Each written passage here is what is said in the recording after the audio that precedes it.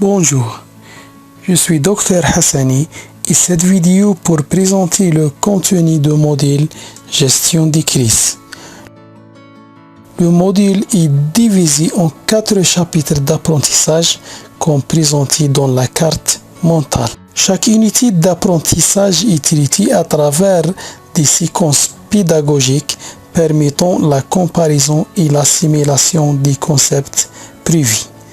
Cette assimilation est consolidée par des activités d'apprentissage. Le premier chapitre à propos d'une crise.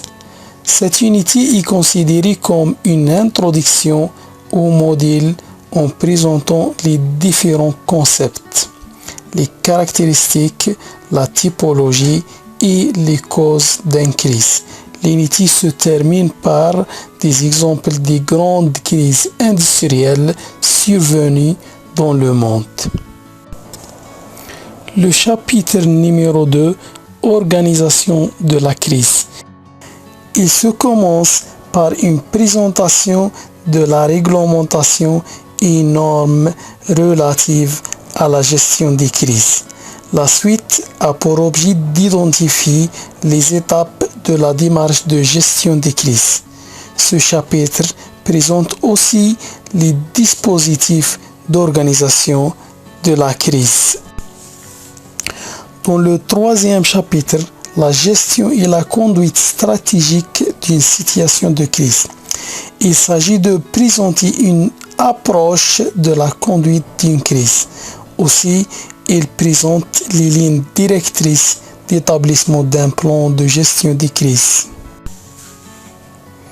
Le dernier chapitre présente des exemples de coopération qui traitent les plans d'organisation exigés par la réglementation algérienne et utilisés pour l'organisation et la coopération des interventions en cas d'une crise. Donc, le premier chapitre à propos d'une crise qui est considéré comme un chapitre d'introduction au modèle. Ce chapitre comporte 5 sous-titres comme présentés dans la carte mentale. Le premier sous-titre, définition et concept, a pour objet de définir et comprendre tous les termes relatifs à la gestion des crises tels que le danger, le risque, l'accident, l'urgence, etc. Le deuxième titre, caractéristiques et typologie de la crise. Ce dernier est proposé afin d'identifier les critères d'une crise et sa typologie selon l'origine, la nature et le domaine d'activité. Le troisième, le cycle d'une crise, est pour mettre l'apprenant capable de décomposer le cycle d'une crise à des étapes, selon la période, la durée et la nature de chacune. Quatrièmement, les causes de la crise. Ce titre a pour objet de déterminer les différentes causes peuvent engendrer une crise. Le chapitre se termine par quelques exemples des crises industrielles survenues dans le monde. Ce titre aide les étudiants à analyser une crise et déterminer les causes directes et indirectes. Le mode d'évaluation dans ce chapitre est divers, soit par des questions à choix multiples, à choix unique, des questions à réponse courte ou par catégorisation. Et pour le dernier titre, un mini-projet ou exposé doit être établi par les apprenants pour pratiquer et pour évaluer leur esprit d'analyse. Le chapitre 2 qui présente l'organisation administrative en matière de gestion des crises. Ce chapitre est subdivisé à 3 sous-titres. Voici la subdivision présentée dans la carte mentale du chapitre. Le chapitre se commence par la réglementation algérienne et les normes internationales pour connaître bien le cadre réglementaire et normatif relatif à la gestion des crises technologiques.